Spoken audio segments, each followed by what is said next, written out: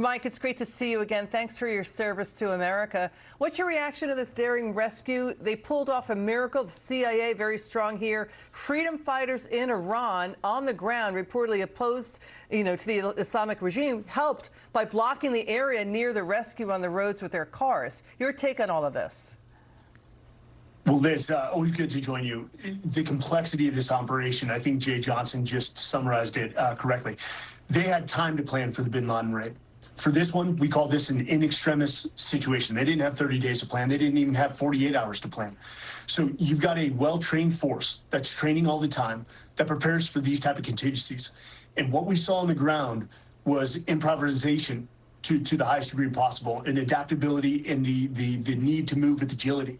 So our special operations forces are like no other elements in the world. And the U.S. military as a whole is more capable and has more capacity than any military. So this is heroic across the board, not only for the pilot and what he had to endure, but for the men that were willing to put their safety at risk to go deep behind enemy lines and rescue this one man.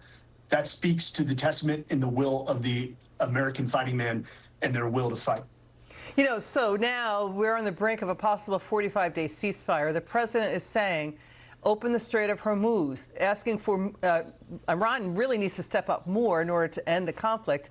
A deadline tomorrow night, 8 p.m. Eastern time. Or they face major airstrikes on its power plants, bridges, and infrastructure. He's not ruling out U.S. ground troops in Iran. The EU also urging Iran to open the Strait of Hormuz, stop striking Mideast nations. But the media is focusing on Trump's messaging here. Open the blanking strait. When it's about a bigger picture, isn't it? Do you think that Iran is ready to stop? Do you think there's a better regime in place to do a negotiation and open the Strait of Hormuz and turn over their nuclear material?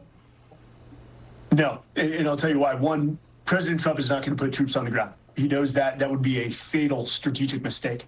But what I think we have going on inside Iran is the majlis, the men who wear suits, the parliamentary leaders, the president, don't hold the power. The IRGC, the internal security apparatus does.